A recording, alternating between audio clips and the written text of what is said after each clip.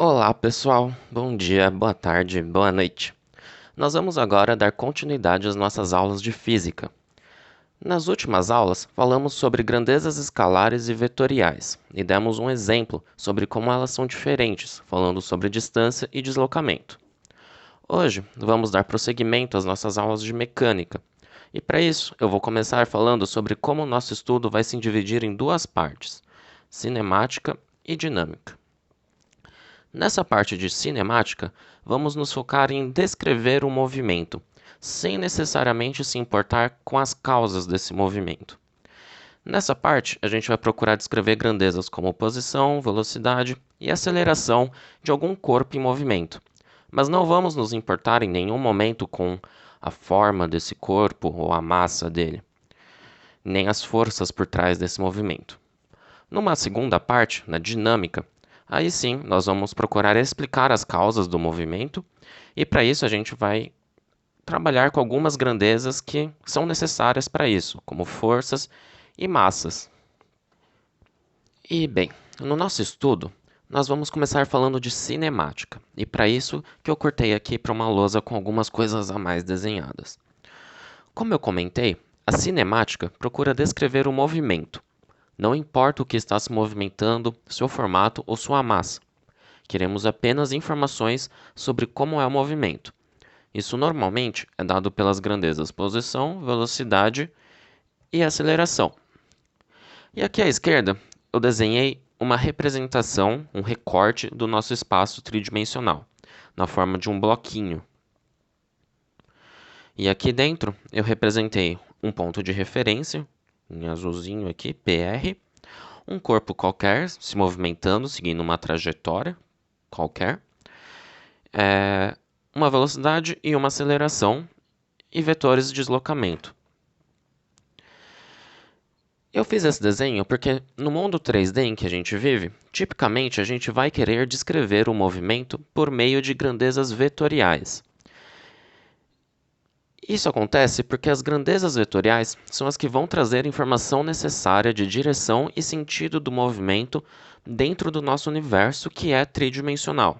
Quer dizer, as grandezas vetoriais, como eu comentei numa aula anterior, né, elas normalmente vêm acompanhadas por uma setinha e elas precisam de uma direção e sentido para serem definidas.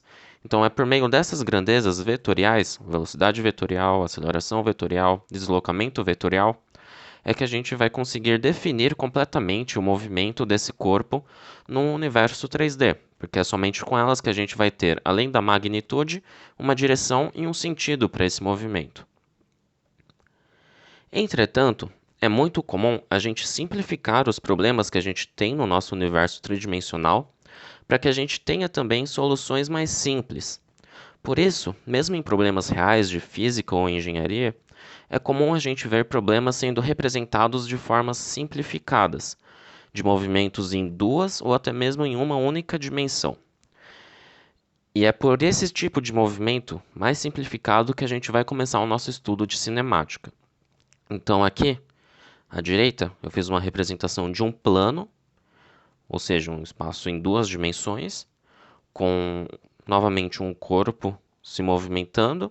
E aqui ainda eu tenho representações de vetores, só que agora esses vetores estão num plano, não mais no espaço 3D. E aqui eu tenho a representação de uma única reta, novamente com vetores, deslocamento, velocidade e aceleração. E nós vamos começar aqui estudando o movimento retilíneo, que, como o nome já diz, é aquele que se dá numa única reta. Isso significa que o movimento é numa dimensão só, e o fato dele estar numa única dimensão tem algumas consequências bem importantes, pois a gente consegue simplificar bastante o problema para descrever o nosso movimento. Então aqui, né, só de observar nesse desenho, a gente já consegue perceber uma coisa muito importante. Aqui, nos nossos vetores, eles podem assumir qualquer direção e sentido que o espaço permite, que são infinitas possibilidades. Pode estar apontado para o fundo, um pouco para cima, na direção indo para o fundo ou voltando para aqui para trás. Existem infinitas possibilidades de posições diferentes que esses vetores podem assumir. A mesma coisa acontece no nosso plano 2D, né? Porque apesar de eu ter retirado uma dimensão, esses vetores eles ainda podem ter infinitas inclinações diferentes. Então, o movimento ele se dá em infinitas direções distintas. Quando eu reduzo para uma única direção, entretanto, como eu acabei de falar, eu tenho apenas uma única direção. Isso significa que os nossos vetores vão sempre estar numa única direção. Isso simplifica bastante o nosso problema e vamos ver isso em seguida com um exemplo. Aqui eu vou representar sobre essa reta um corpo, que vai ser um bloquinho, que eu vou desenhar aqui de verde. E nós vamos movimentar esse corpo. Num primeiro momento, eu vou dizer que esse corpo foi para a direita, em 2 metros. Só para explicar aqui, né? Eu tenho uma reta numerada e cada um desses valores representa uma posição em metros com relação a essa origem zero. Então aqui, vamos fazer de conta que esse bloquinho se movimentou aqui para a direita em 2 metros. Então, eu tinha ele aqui numa posição inicial, 1, e ele foi para uma posição 2, em 2 metros. Vamos movimentá-lo novamente por mais 2 metros para a direita. E ele vai parar aqui nessa terceira posição, 3. E agora vamos fazer de conta que ele voltou e foi lá para trás, na posição menos 3. E aqui ele assumiu uma posição que eu vou numerar aqui como 4.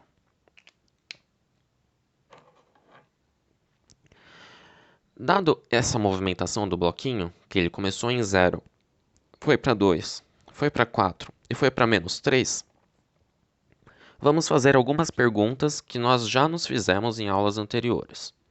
Primeiro, qual foi a distância percorrida pelo bloquinho? A distância, como nós vimos, é uma soma da distância percorrida do bloquinho ao longo de toda a sua trajetória. Então, nós vamos somar o que o bloquinho andou daqui para cá e daqui para cá. Então, a distância total percorrida pelo bloquinho será a distância percorrida entre 1 e 2, mais a distância percorrida entre 2 e 3, mais a distância percorrida entre 3 e 4. O que nos vai dar um total aqui de 2 metros, mais 2 metros, mais, aqui eu tenho 4 mais 3, 7, mais 7 metros, é isso? É isso mesmo. Então, a distância total percorrida pelo nosso bloquinho foi de 11 metros. Uma outra pergunta que a gente pode se fazer é: qual o deslocamento? E como nós vimos numa aula anterior, o deslocamento vai se importar apenas com a posição final e a posição inicial do bloquinho. Nesse nosso exemplo, a posição final dele é a posição em 4, enquanto que a inicial é a posição em 1. Então, o que nós vamos querer fazer aqui agora para achar o deslocamento é subtrair a posição final pela posição inicial do bloquinho. Então, aqui no caso, eu não vou estar interessado na distância simplesmente entre o inicial e o final, mas pela subtração das posições, e a gente vai entender o porquê. É a posição do bloquinho em 4 menos a posição do bloquinho em 1, que eu chamei aqui de P4 e P1. A posição dele em 4 é menos 3 e a posição dele em 1 é 0. Menos 3 menos 0 é menos 3, na nossa unidade, metros. Então aqui nós temos que a distância percorrida foi de 11 metros ao longo do deslocamento, ao longo do movimento do bloquinho, enquanto que o deslocamento foi de menos 3 metros. Aqui, então, nós vemos novamente a diferença entre distância e deslocamento, e nós vimos anteriormente que deslocamento é uma grandeza vetorial. Isso significa que ela precisa de uma direção e um sentido, mas aqui no caso a gente deu apenas um valor. Mas não vamos esquecer que esse valor está acompanhado aqui por um sinal negativo. Esse sinal negativo, no nosso caso de movimento retilíneo em uma única dimensão, ele está nos dando uma informação muito importante, que é o sentido. Numa linha, nós temos uma única direção possível, que é a direção da linha. E nós temos apenas dois sentidos possíveis. Aqui no caso, para a direita ou para a esquerda. E esse sentido é uma informação que nós temos aqui com esse sinal. Com um deslocamento de menos 3 metros, nós já sabemos que o bloquinho se deslocou à esquerda em 3 metros. Então sim, esse deslocamento aqui, ele tem informação a mais além de uma magnitude. Ele é apenas menos 3 metros. A distância, diferente do deslocamento, é uma soma da magnitude de cada um desses movimentos, sem levar em consideração que um deles foi negativo, foi para a esquerda. Então aqui, nós somamos a distância de 1 até 2, com a distância de 2 até 3, com a distância de 3 até 4. Aqui, a distância de 3 até 4 ela é de 7 metros, mas nós não colocamos um negativo aqui, porque nós estamos interessados apenas na distância. No deslocamento, entretanto, eu não quero simplesmente a distância entre 0 e menos 3. Eu quero saber entre 1 e 4. Eu quero saber a posição final de 4, que é menos 3, e a posição inicial 1, que é 0. E isso aqui nos dá um valor negativo, menos 3. Agora vamos um passo adiante e vamos nos fazer mais outras duas perguntas. Vamos falar um pouco sobre velocidade. Qual foi a velocidade escalar média desse bloquinho ao longo desse movimento?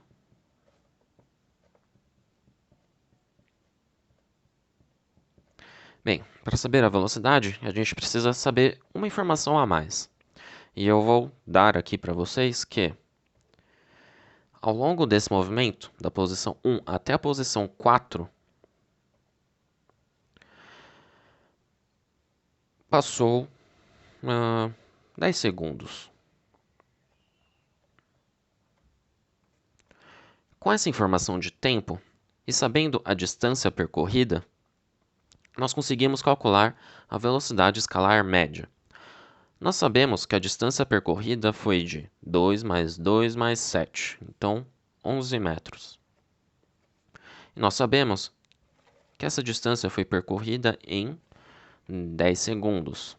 Então, fazendo uma conta rápida de distância por tempo, nós temos que a velocidade escalar média foi de 11 sobre 10, que é igual a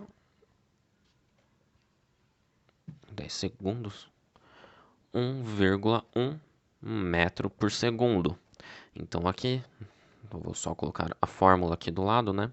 De que a velocidade foi igual a distância percorrida sobre o tempo. Em que esse D é a distância sobre o tempo. E essa aqui é a nossa velocidade escalar média.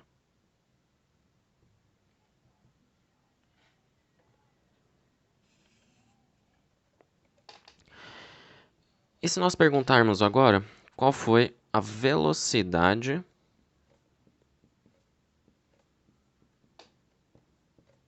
vetorial média desse movimento? Assim como nós usamos a distância para calcular a velocidade escalar média, nós vamos usar o deslocamento para calcular a nossa velocidade vetorial. Nós sabemos que o nosso deslocamento foi de menos 3 metros. E, como a duração desse movimento foi de 10 segundos, nós faremos a mesma coisa. Dividiremos isso por 10. E aqui, 3 dividido por 10, teremos menos 0,3 metros por segundo. E aí a gente tem uma fórmula muito semelhante a essa de cima, em que a velocidade vetorial vai ser igual ao deslocamento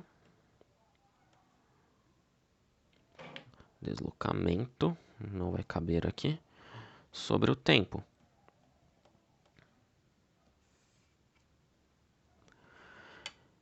Então aqui, novamente, nós temos algo muito semelhante acontecendo entre velocidade escalar e velocidade vetorial. Aqui, a nossa velocidade escalar média, por ter levado em consideração toda a distância percorrida, deu esse valor de 1,1 metros por segundo. E no caso da nossa velocidade escalar média, não fez sentido a gente pensar em positivo ou negativo, porque assim como a distância, não existe um negativo. Diferente da nossa velocidade vetorial média, que levou em consideração o deslocamento. E deu aqui, no resultado final, um valor negativo, menos 0,3. Isso significa que, na média, foi como se esse bloquinho tivesse uma velocidade de 0,3 metros por segundo à esquerda ao longo de 10 segundos para sair da posição 1 até chegar na posição 4. A gente consegue ver, então, como o movimento linear simplifica a nossa descrição do movimento, pois ele tem apenas uma direção e os sentidos são apenas dois. Agora vamos pensar. Nesse exemplo, nós vimos como um bloquinho se movimenta ao longo de uma reta em 3 momentos distintos, né? Primeiro de 1 até 2, depois de 2 até 3 e depois de 3 até 4. E fizemos isso representando o bloquinho em diferentes pontos da reta, né? Numerando 1, 2, 3 e 4. Vocês devem concordar comigo agora que, embora a gente tenha conseguido representar bem esse movimento desse jeito, nesse exemplo, isso é algo que não parece muito bom, né? Porque é bem fácil de bagunçar isso tudo. Quer dizer, imagine se o bloquinho começa a se mover repetidamente para vários desses pontos. Então vamos continuar aqui. Vamos fazer de conta que ele sai de 4 e volta para a posição de 2 metros aqui. Só que agora não é mais a posição 2, é uma posição 5. Eu teria que representar novamente aqui o bloquinho no mesmo lugar, na posição 5. E vamos supor que depois a gente pare de trabalhar só com números inteiros, a gente faça números decimais quebrados. Eu quero que ele vá para a posição 0,1, grudadinho aqui com a posição 0. Eu vou ter que fazer isso aqui, representar um 6 aqui. Enfim, é algo que começa a ficar meio bagunçado facilmente. Então, é fácil de perceber que essa representação aqui não é a melhor possível para conseguir representar o movimento de um corpo. Uma forma muito melhor de representar a informação que eu coloquei nessa reta, nesse exemplo, é por meio de um gráfico. Então, é isso que eu vou tentar representar agora. Uma representação gráfica desse movimento, o que a gente tipicamente vai ter é uma reta na horizontal e uma reta na vertical. Em que, na horizontal, nós temos uma representação de tempo e na vertical nós temos uma representação da distância, da posição, melhor falando, do corpo que a gente está analisando. Nesse exemplo anterior, a gente falou que ele começava na posição 0 e em seguida ia para a posição 2 metros, que eu vou representar aqui, 2 metros. Deixa eu pegar aqui, 0, 2. Num segundo momento, o bloquinho ia para a posição 4, um pouco pouco mais para cima. E em seguida, ele ia para a posição -3, lá embaixo. -3. Numa representação gráfica, o que a gente vai fazer é representar esse movimento, porém ao longo do tempo. Eu falei que esse movimento durou 10 segundos no total. O tempo está em segundos e a nossa posição está em metros. Mas eu não falei quanto tempo ele levava para chegar em cada uma dessas posições. Então eu vou falar isso aqui agora. Vamos supor que o bloquinho levou 2 segundos para chegar na posição 2. Então eu vou ter aqui 2 segundos para chegar na posição 2. Vamos imaginar agora que ele levou mais 3 segundos para chegar na terceira posição, que está em 4 metros, né? Então, em 5 segundos de movimento ele chegou lá. E vamos supor que por 1 segundo o bloquinho ficou parado naquela posição. Então, em 6, o bloquinho ainda estava parado. Aqui eu vou fazer retas assim, só para ligar tudo. E vamos supor que nesses últimos 4 segundos foi o tempo que o bloquinho tomou para chegar até a posição -3, lá embaixo. Então aqui nós teremos o bloquinho na posição -3.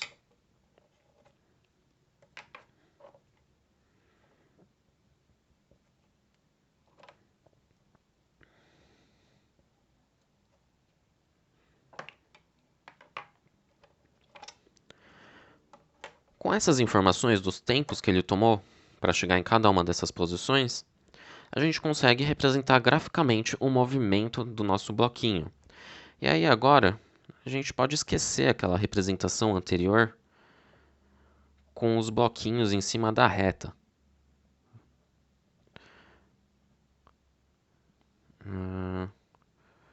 Vamos apagar um pouquinho isso aqui, só para despoluir o desenho.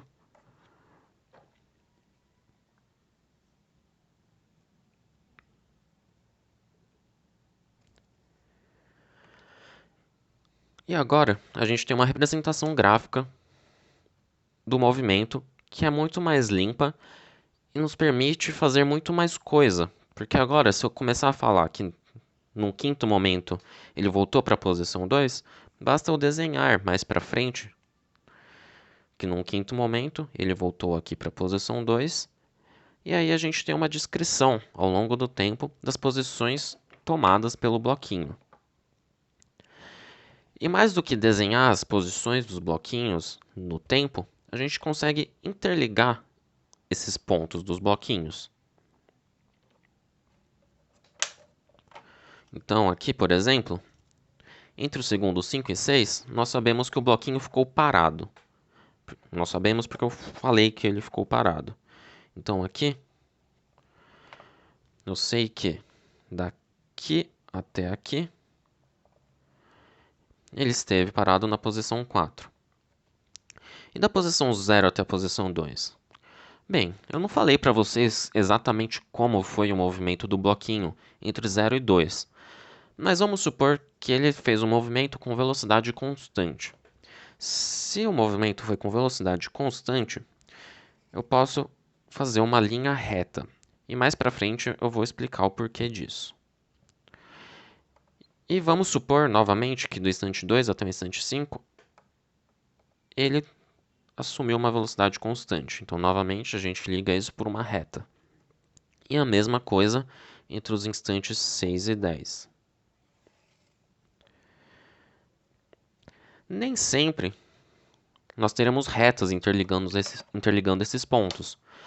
Porque, como eu falei, né, no nosso exemplo, eu não disse exatamente o que o bloquinho fez entre esses dois pontos. Eu simplesmente falei que ele saiu de um e foi até o outro.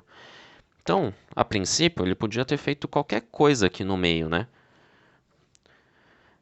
Ele podia ter saído de 4, vindo até a posição 1, voltado até a posição 3, ido lá para baixo na posição -2, voltado aqui para cima, e eventualmente ele teria chegado na posição -3. Então, a princípio, isso aqui poderia assumir qualquer formato, mas, no nosso exemplo, eu afirmei que ele foi de uma posição a outra, seguindo velocidade constante. Isso significa que ele assumiu um movimento que é, nesse gráfico aqui, representado por uma reta. E aqui, então, nós temos uma representação muito melhor sobre o movimento que aquele bloquinho teve no nosso exemplo.